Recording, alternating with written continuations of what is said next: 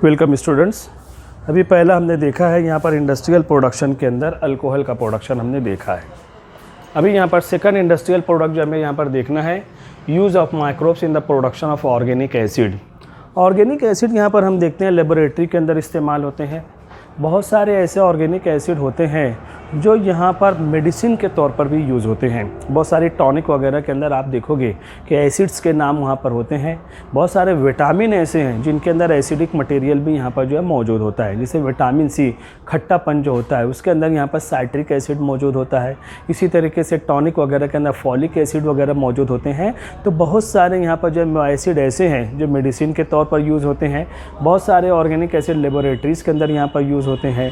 बहुत सारे organic acid जो होते हैं मुख्तलिफ इंडस्ट्रीज़ के अंदर, लेदर इंडस्ट्री वगैरह के अंदर भी बहुत सारे ऑर्गेनिक एसिड का जो है यहाँ पर इस्तेमाल होता है।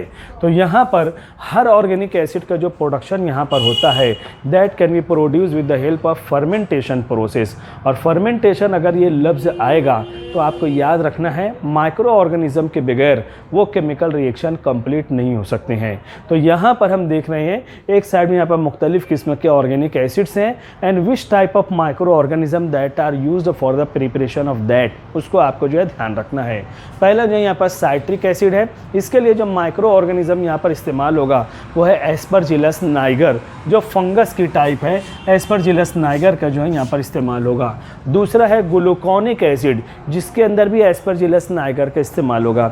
एक चीज़ आपके जहन में आ रही है कि यहाँ पर माइक्रो ऑर्गेनिज्म सेम है लेकिन एसिड अलग अलग बन रहे हैं, तो याद रखना है हर एक के लिए रॉ मटेरियल अलग अलग रहेगा। तो रॉ मटेरियल जो भी होगा, हमारा मेन टारगेट है कि यहाँ पर कौन से माइक्रो ऑर्गेनिज्म इस्तेमाल होते हैं। तो यहाँ पर साइट्रिक एसिड के लिए रॉ मटेरियल अलग है, जो भी शुगर कंपोनेंट होगा उसके अंदर एस्परजिलस नाइगर मिलाया जाएगा।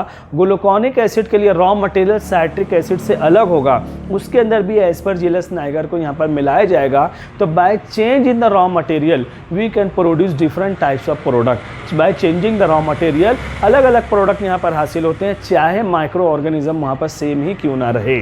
उसके बाद जो यहाँ पर फ्यूमेरिक एसिड है, फ्यूमेरिक एसिड हासिल करने के लिए राइजोपस, जो यहाँ पर फंगस सबसे कॉमन टाइप ऑफ फंगस है, उसका इस्तेमाल यहाँ पर होता है।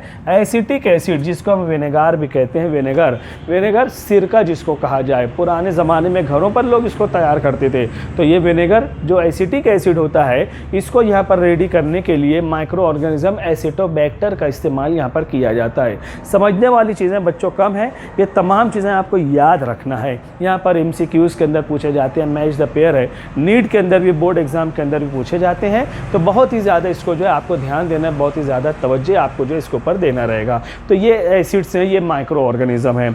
उसी के साथ साथ में तीसरा इंडस्ट्रियल प्रोडक्ट जो हमें यहाँ पर देखना है वो है प्रोडक्शन ऑफ विटामिन्स।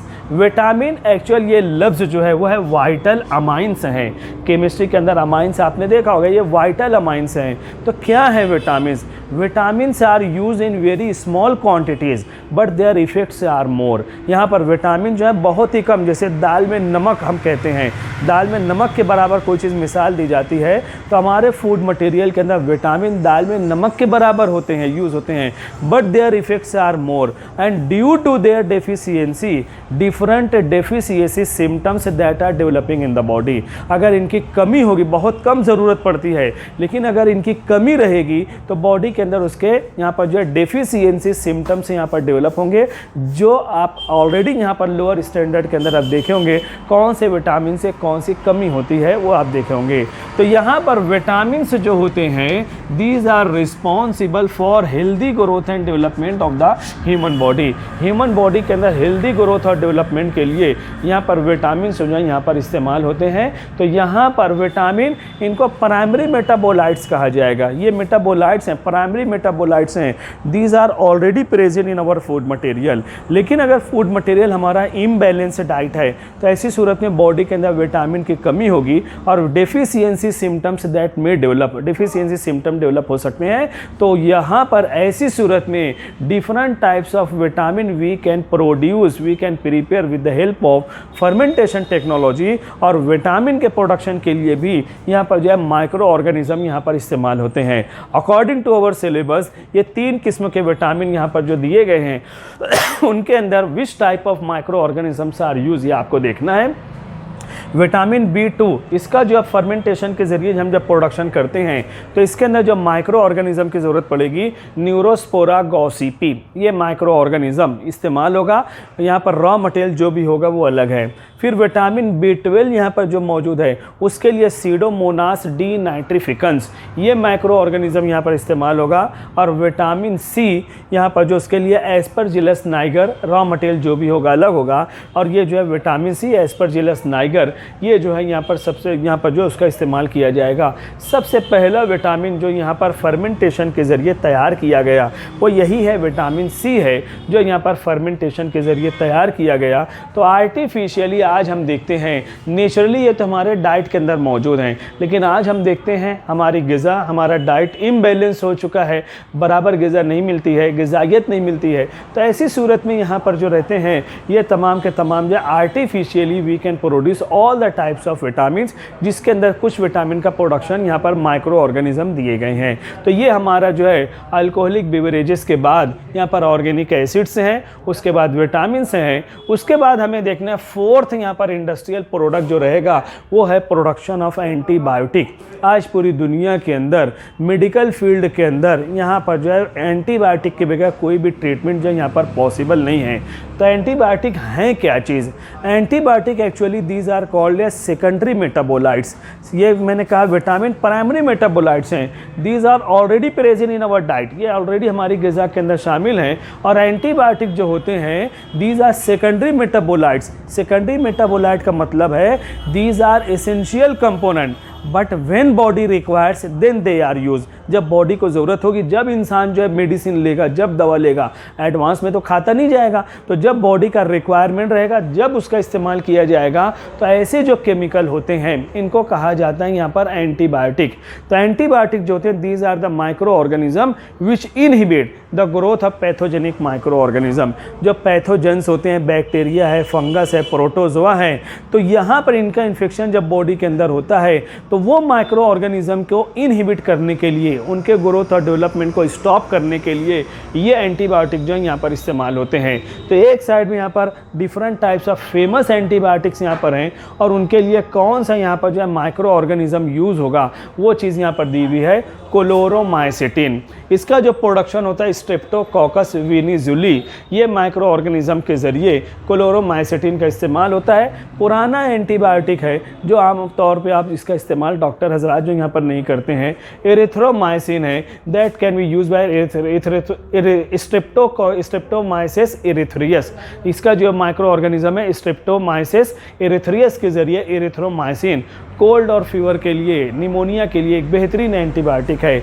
सबसे पहला एंटीबायोटिक यहाँ पर जो प्रोड्यूस किया गया बाय डॉक्टर अलेक्जेंडर फ्लेमिंग वो था पेनिसिलिन। 1938-39 के अंदर प्रोड्यूस किया गया और आज भी ये एंटीबायोटिक जब बराबर चल रहा है। इसका जो प्रोडक्शन यहाँ पर होता है नाउअडेज वो है Penicillium chrysogenum.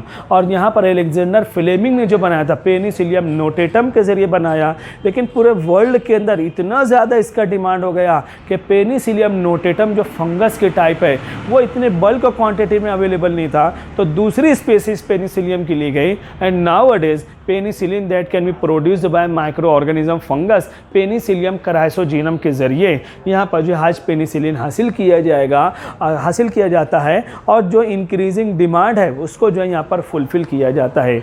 Streptomycin they can be produced by Streptomyces gracious, पुराने एंटीबायोटिक हैं, इनका इस्तेमाल यहाँ पर जो कम होता है। ग्राइसोफुल्विन, ये पेनिसिलियम ग्राइसोफुल्वम, ये माइक्रो ऑर्गेनिज्म के ज़रिए इसका जो प्रोडक्शन होता है। बेसिट्रेसिन, बेसिलस स्पीसीज, बैक्टीरिया की स्पीसीज है, उनके ज़रिए से इसको जो है यहाँ पर प्रोड्यूस किया जाएगा।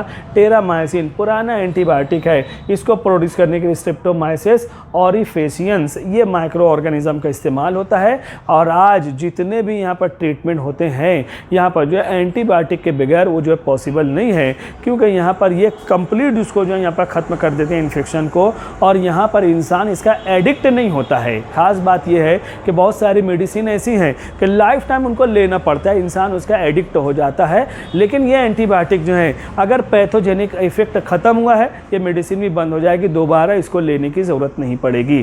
तो ये भी जो है यहाँ पर ये इंडस्ट्रियल प्रोडक्ट हैं, यहाँ पर जो है आप इसके स्क्रीनशॉट ले लो। अगले लेक्चर के अंदर अभी और भी बहुत सारे प्रोडक्ट हैं जो अभी आगे आने वाले हैं, इंडस्ट्रियल प्रोडक्ट में है, उसको भी हम यहाँ पर देखेंगे। स्क्रीनशॉट ले लो, फिर अगले लेक्चर में हम मिलते हैं। Thank you very much.